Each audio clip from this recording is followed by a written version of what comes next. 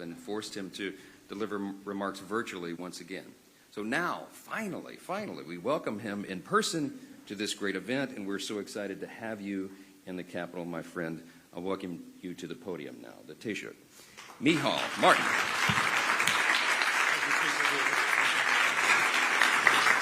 Thank you.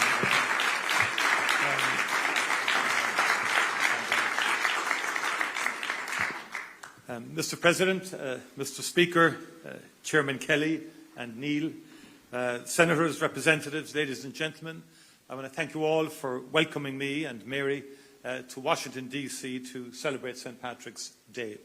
And it is a good feeling to be COVID-free and to be here on that day. But may I in particular say I'm pleased also to be joined with the Deputy First Minister from Northern Ireland, Emma Little-Pengelly. Very pleased to have you here, Emma, as well.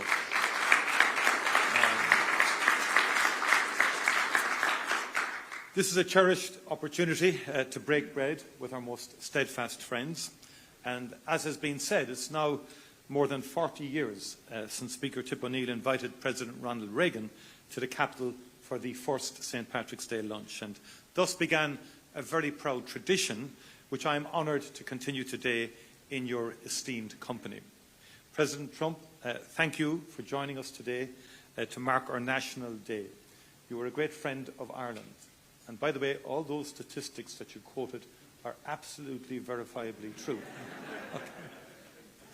I also know, President, that there is one small corner in the west of Ireland, a beautiful and remote part called Doonbeg in County Clare, which holds a very special place in your heart.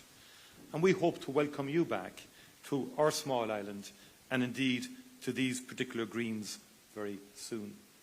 Speaker Johnson, once again, you have graciously gathered our dear friends in this august house to mark St. Patrick's Day. You too are a true friend of our nation. We thank you for your hospitality in what is a very busy week for you. For centuries now, America has been a place of welcome and opportunity for Irish people. Our nation's green has been threaded through the rich tapestry of the United States by almost 32 million Irish Americans. Their forebears left a very different Ireland to the one we know today. Many were fleeing the grinding poverty and terrible hunger which blighted Ireland in centuries past. They left in desperation, but also in determination to forge a brighter future for their children. They channeled that commitment into building stronger communities and ultimately a stronger nation, this great nation.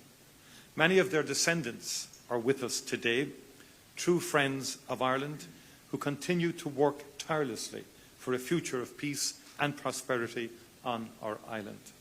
Indeed, we need look no further than the co-chairs of the Friends of Ireland caucus in our grasp. Mr. President, we are forever grateful for the United States' contribution to transforming our island, and we wish you well in the efforts that you are making to bring peace to the Ukraine and to the Middle East and further afield. We thank you for your leadership and indeed your ongoing friendship to Ireland. Thank you once again for joining us today.